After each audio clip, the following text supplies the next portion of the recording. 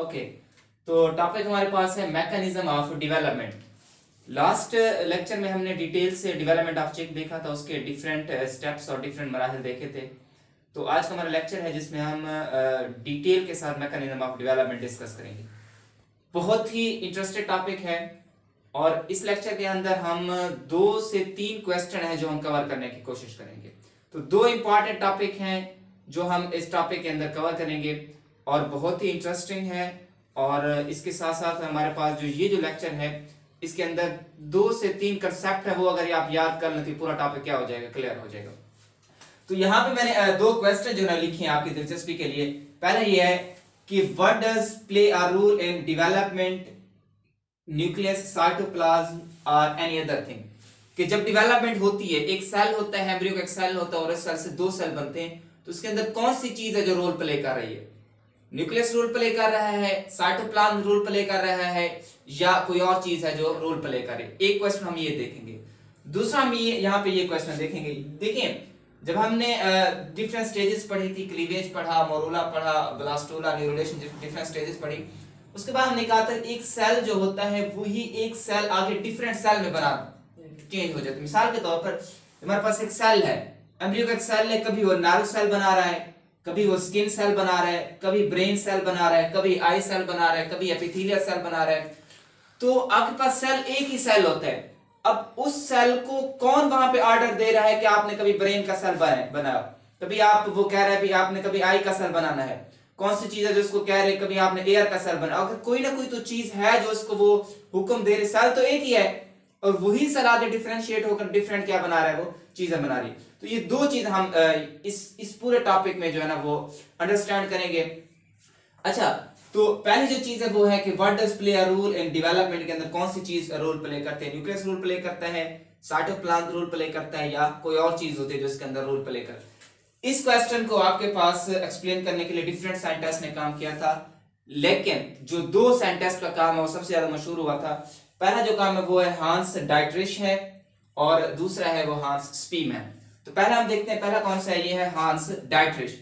अब हांस डाइटरिश ने अपना काम किया था 1892 के अंदर सी अर्चिन के ऊपर। उसने एक्सपेरिमेंट किया था, एम्ब्रियो लिया, एक सी अर्चिन का एम्ब्रियो लिया और उस एम्ब्रियो को 2 स्टेज के ऊपर, यानी 2 स्टेज के ऊपर डिवाइड किया और दोनों के अंदर न्यूक्लियस था। इसके अंदर भी न्यूक्लियस था और इसके अंदर भी न्यूक्लियस था। जब इसको उसने एक्सपेरिमेंट किया, उसने ये देखा कि अब जो ये जो एम्ब्रियो होता है वो 2 एम्ब्रियो में क्या हो जाता है, वो डिवाइड हो जाता है।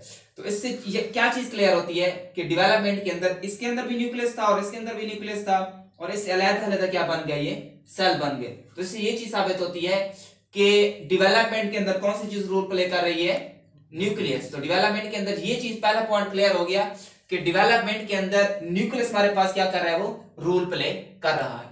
दूसरा एक्सपेरिमेंट बहुत इंटरेस्टिंग है, इसको हम देखते हैं कि हांस स्पीमैन ने एक्सपेरिमेंट किया था। स्लेमेंडर फ्रॉग की फैमिली से बिलोंग करता है। अच्छा, तो उसका एक एम्ब्रियो लिया। तो ये स्लेमेंडर का पहला जो एक्सपेरिमेंट है उसने उसका एक एम्ब्रियो लिया और उस एम्ब्रियो के अंदर 2 चीजें थी, एक न्यूक्लियस था और दूसरा हमारे पास क्या था, एक हिलाल की शक्ल का था। इसको हम क्या कहते हैं, ग्रे क्रिसेंट कहते हैं। तो इस एम्ब्रियो के अंदर 2 चीजें थी, एक न्यूक्लियस हो गया और दूसरा क्या हो गया आपके पास, ग्रे क्रिसेंट हो गया। अब फिर इस एम्ब्रियो को उसने 2 सेल में डिवाइड किया, एक सेल ये हो गया और दूसरा सेल ये हो गया। अब इसको जब डिवाइड किया, एक माइनर सा लाइगेचर कहते हैं, बाल नुमा स्ट्रक्चर होता है। तो इसकी मदद से इसको 2 हिस्सों में बांध दिया। एक हिस्सा ये लाइगेचर की मदद से इसको बांध दिया, एक हिस्सा ये हो गया इसका और एक हिस्सा ये हो गया। तो जैसे गुब्बारा होता है ना, गुब्बारे में हम हवा भरते हैं, हवा भरने के बाद फिर उसको फोल्ड कर देते हैं दरमियान में, तो एक हिस्सा इधर हो जाता है और एक हिस्सा इधर हो जाता है। तो यहां भी उसने ये किया कि एम्ब्रियो का सेल लिया, स्लेमेंडर का सेल लिया और उस सेल को 2 हिस्सों में क्या कर दिया, डिवाइड कर दिया और लिगेचर की मदद से उसको क्या कर दिया, वहां से बांध दिया। अब 2 सेल आ गए।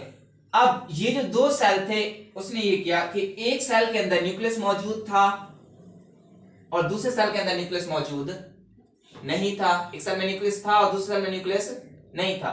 लेकिन ये जो दरमियान में ग्रे क्रिसेंट है, तो एक सेल में ग्रे क्रिसेंट था और दूसरे सेल, इसका कुछ पार्ट ग्रे क्रिसेंट का इस सेल में था और कुछ पार्ट क्या था, वो इस सेल के अंदर था। अब नेक्स्ट जब उसने एक्सपेरिमेंट किया तो यहां भी ऐसे था कि न्यूक्लियस एक सेल में था और दूसरे सेल में क्या था, ये ग्रे क्रिसेंट दोनों सेल के अंदर था। अब जब एक्सपेरिमेंट उसने किया, उसने ये देखा कि जिस सेल के अंदर न्यूक्लियस था, इसके मुताबिक क्या था, हांस डाइटश के मुताबिक क्या था, जिसके अंदर सेल न्यूक्लियस था वो क्या हो जाता है, वो डिवाइड हो जाता है। अब जिस सेल के अंदर न्यूक्लियस था उसने वहां से सेल ने डिवीजन क्या कर दी, स्टार्ट कर दी। वो सेल उसने डिवीजन क्या कर दी, जिसके अंदर न्यूक्लियस था उसने डिवीजन क्या कर दी, स्टार्ट कर दी। और जिसके अंदर न्यूक्लियस था उसने डिवीजन स्टार्ट नहीं की। यानी न्यूक्लियस था तो डिवीजन स्टार्ट हुई, और न्यूक्लियस नहीं था तो डिवीजन स्टार्ट भी नहीं हुई। अच्छा, अब नेक्स्ट क्या हुआ, नेक्स्ट आपके पास ये हुआ कि जब यही सेल आपके पास पहुंचा 16 सेल स्टेज के ऊपर, ये सेल जब आपके पास पहुंचा 16 सेल स्टेज के ऊपर ये पहुंचा, तो जब ये 16 सेल स्टेज के ऊपर पहुंचा तो यहां से ये सेल डिवाइड हो रहा था। यहां से एक न्यूक्लियस, यहां से एक न्यूक्लियस क्रॉस होकर इस सेल के अंदर आ गया। न्यूक्लियस क्रॉस होकर किस में आ गया, ये इस सेल के अंदर आ गया 16 सेल स्टेज के बाद।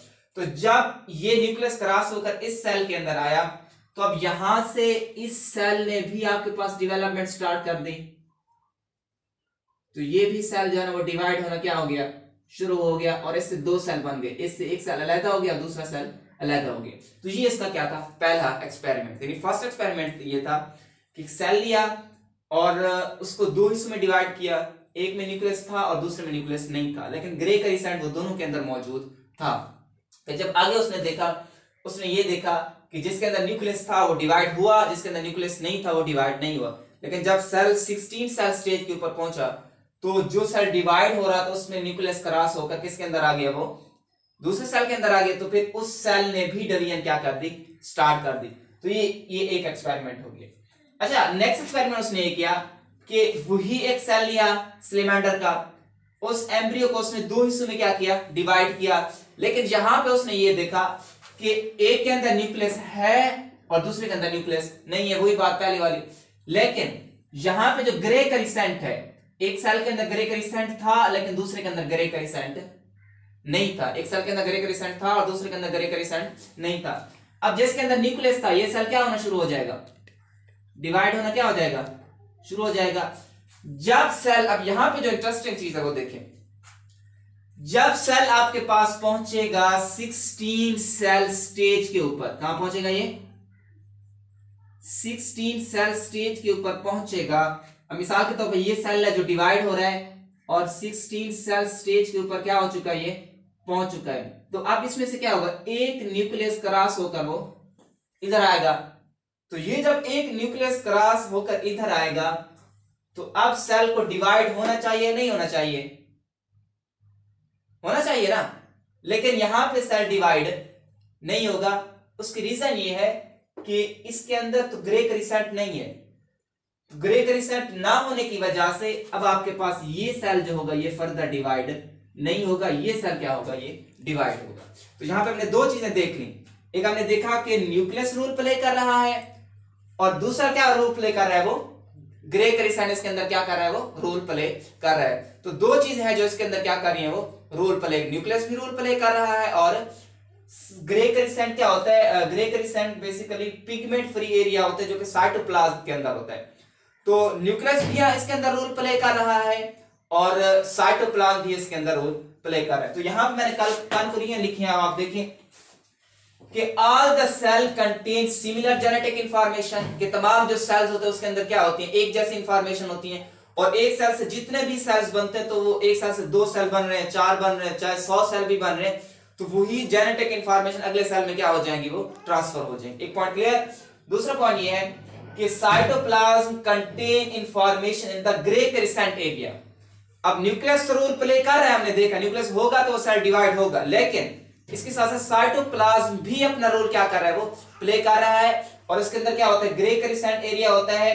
तो ये जो ग्रे करिसेंट एरिया होता है ये भी आगे डिटरमाइन करता है तो सेल के डिवाइड होगा या नहीं होगा, यानी वो सेल डिवाइड होगा। अब यहाँ पे जो इंपॉर्टेंट पॉइंट है वो ये है कि वो सेल डिवाइड होगा जिसके अंदर न्यूक्लियस भी होगा और इसके साथ साथ क्या होगा, ग्रे करिसेंट भी मौजूद होगा। अगर न्यूक्लियस नहीं होगा सेल डिवाइड नहीं होगा और अगर ग्रे करिसेंट नहीं होगा तो सेल डिवाइड नहीं होगा।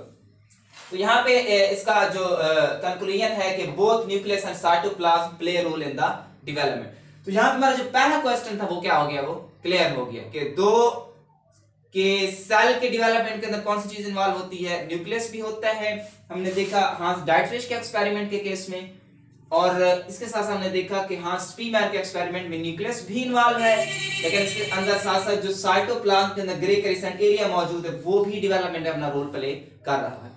तो यहाँ पे एक क्वेश्चन तो हमारे पास क्या हो गया जी, क्लियर हो गया, दो एक्सपेरिमेंट भी हो गए और एक क्वेश्चन में हमारे पास दूसरा क्वेश्चन है, बहुत इंटरेस्टिंग है ये, कि what causes some cell to do develops into neuron. देखिए एक ही सेल होता है, स्पर्म एग का फ्यूजन होता है, जाइगोट बनता है, जाइगोट के बाद क्लीवेज, मोरोला, ब्लास्टोला, गैस्ट्रुलेशन, न्यूरुलेशन, नोटोकॉर्ड फॉर्मेशन, तो ये सारी स्टेजेस होती हैं।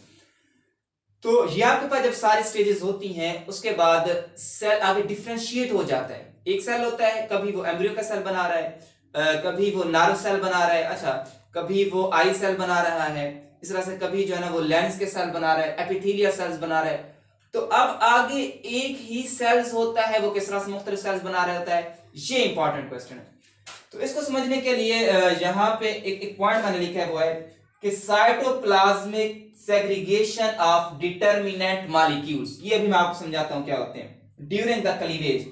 क्लीवेज के दौरान cytoplasmic segregation of determinant molecules बनते हैं। कैसे बनते हैं, देखें हमारे पास एक सेल मौजूद है, ये उसके अंदर एक सेल के अंदर मुख्तलिफ किस्म की हर एक सेल होता है ना, उसके अंदर बहुत सारे उसका न्यूक्लियस होता है और न्यूक्लियस के अंदर बहुत सारी जीन्स मौजूद होती हैं और वो जीन्स किसी भी स्पेसिफिक होती है। मिसाल के तौर वो जीन नर्व सेल बनाए, स्किन सेल बनाए, यानी सारे करैक्टर को कंट्रोल करने के लिए जीन एक ही न्यूक्लियस के अंदर क्या होती है, मौजूद होती है। लेकिन यहाँ पे मैं आपकी आसानी के लिए दो जो है ना वो जीन शो कर रहा हूँ। एक सेल है, सेल के साइटोप्लाज्म है और इसके अंदर क्या मौजूद है, ये न्यूक्लियस मौजूद है। तो इस न्यूक्लियस के अंदर दो जीन्स मौजूद है, वैसे बहुत सारी होती हैं। अब यहाँ पे मैं कहता हूं कि ये एक जो जीन्स है वो आई सेल बना रही है और दूसरी जीन जो है वो क्या बना रही है, ये नर्व सेल बना रही है। तो यहाँ पे आपके पास दो जीन्स मौजूद हैं, एक जो जीन है वो आई सेल बना रही है और जो दूसरी जीन है वो क्या बना रही है, ये नर्व सेल बना रही है। तो जब क्लीवेज होती है, क्लीवेज के दौरान मॉर्फोलॉजिकल डिटरमिनेंट्स या डिटरमिनेटिव मॉलिक्यूल्स बनते हैं। ये साइटोप्लाज्म का एक पार्ट होता है, ये देखिए ये डिटरमिनेंट मॉलिक्यूल हो गया, ये डिटरमिनेंट मॉलिक्यूल हो गया और ये क्या हो गया, डिटरमिनेंट मॉलिक्यूल हो गया। क्लियर ये चीज। अच्छा नेक्स्ट क्या होता है, नेक्स्ट ये होता है कि अब ये सेल डिवाइड होगा, ये सेल जब डिवाइड होगा दो हिस्सों में सेल क्या हो गया, डिवाइड हो गया। अब ये जो डिटरमिनेंट मॉलिक्यूल है ब्लैक वाला इसी से में चला गया, एक सेल में चला गया, और रेड वाला जो डिटरमिनेंट मॉलिक्यूल है ये दूसरे सेल में आ गया।